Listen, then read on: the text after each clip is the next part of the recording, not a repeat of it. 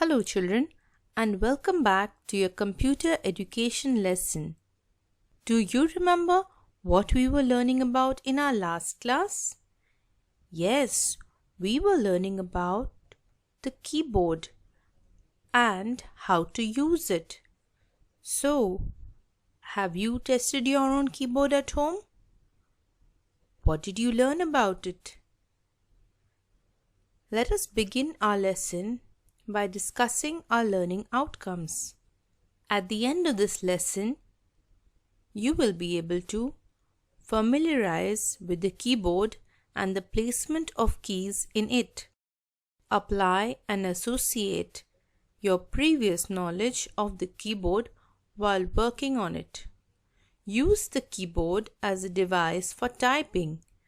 And finally, you will be able to type independently. I'm sure you have already started doing so, but it takes a while to get used to it and become very good at it.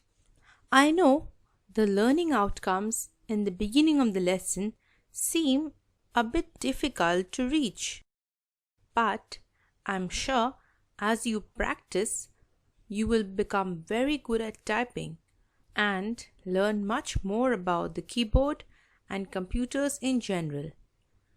So, coming to the keyboard, do you remember what we learnt about the keyboard when we were learning about the parts of the computer?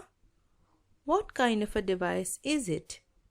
Is it an input or an output device? Correct, it is an input device. And how does it help us? It passes messages to the computer. Whatever we type gets known to the computer. And where do we find the output? Yes, on the monitor, on a computer screens. Last week, you were learning about the parts of the human body, isn't it? So, can you quickly think and tell me which part of your body do you use while working on the computer and the keyboard in particular? Okay. Have you thought about it? Yes, we use our fingers and hands while typing on the keyboard, and we see the computer screen with our eyes. If there is an audio output, we listen to it with our ears. And behind all of this, which is your most important part that controls your whole body? Right, it is your brain. And which part of the computer is its brain? Yes, you have learnt about it. It is the CPU. Excellent. So, now that you know about your body and also about the computer, let us go back to the keyboard. In our last class, I was telling you about the different keys in the keyboard, which include the number keys, the alphabet keys, the space bar, and the backspace. Now, the picture in front of us has two sets of number keys. In fact, there are some keys which are repeated in the keyboard. Why do you think this happens? Why do we have extra sets of keys of the same type? I think you can find this out by yourself. You will be able to find the answer while you are working on the keyboard yourself. Now, coming to the keys under discussion. You know that the alphabet keys help us to type words and letters. The number keys allow us to type numbers and even sums. What about the backspace? What does this key do?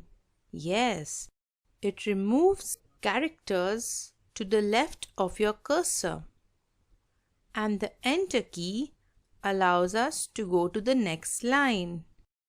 And while we are typing, we need to maintain space, and the space bar does exactly that. Let us quickly revise the keys we have done so far. The number keys range from 0 to 9, and there are two sets of these. on the keyboard. The alphabet keys are from A to Z, but not exactly in this order. Do you remember the first 6 letters which are there in the keyboard that I had spoken about in the last class? Yes, QWERTY. The next key which we learnt about was the backspace, and then the space bar, and finally the enter key. This is a very important key. We will be using all these keys in today's class, so pay attention while I show you. So welcome back to my computer screen, and this is my desktop, and here is my file. And if you remember from your classes with Paint, any icon on the desktop needs to be clicked twice to open it. That is called a double click. Yes, it is the left click. So here is my file. And since you have learnt about ordinal numbers in maths, I would like you to type these in today's class. We will start with writing the cardinal number 1, and then we use the space bar to leave space and then write the ordinal number. What is the ordinal number of 1? Yes, it's first 1st, and then we again leave space and then write first FIRST.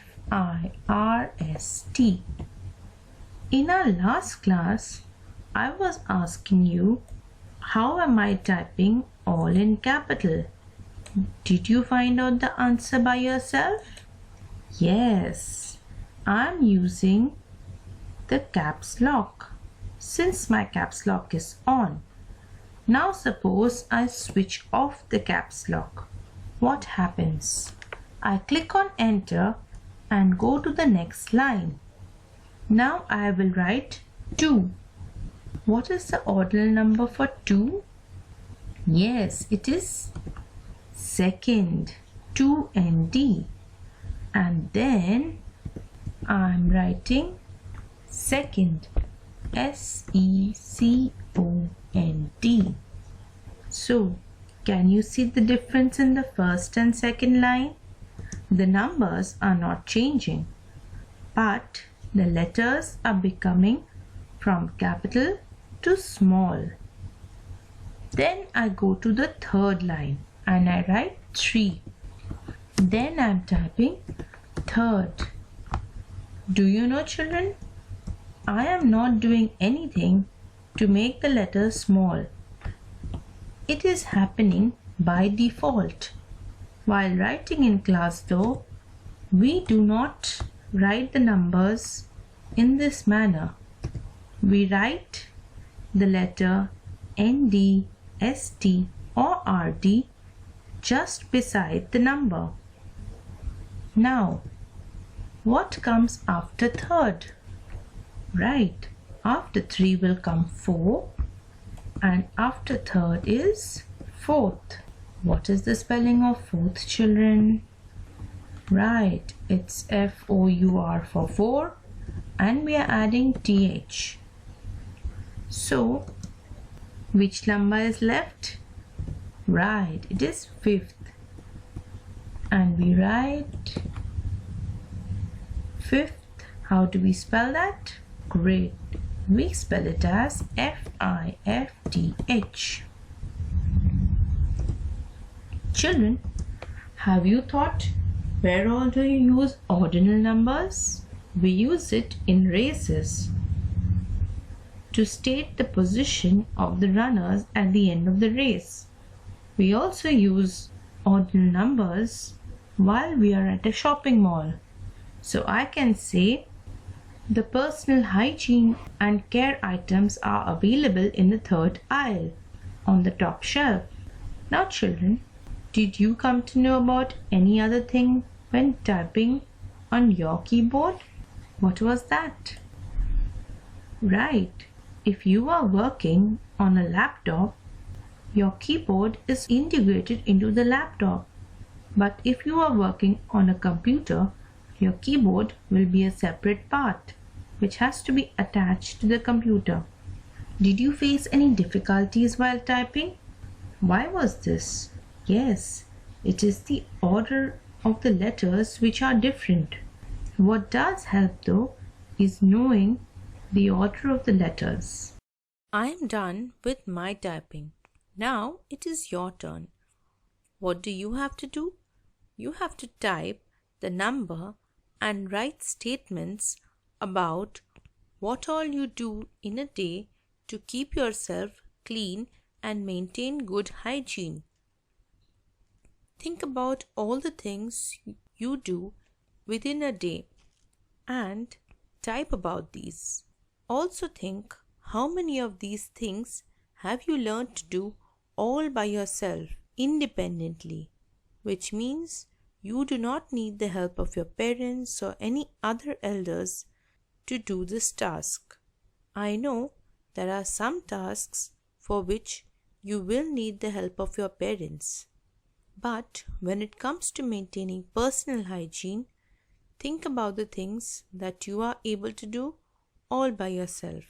Do you think you'll be able to type about these? Great. I am also quite certain that you will be able to do so.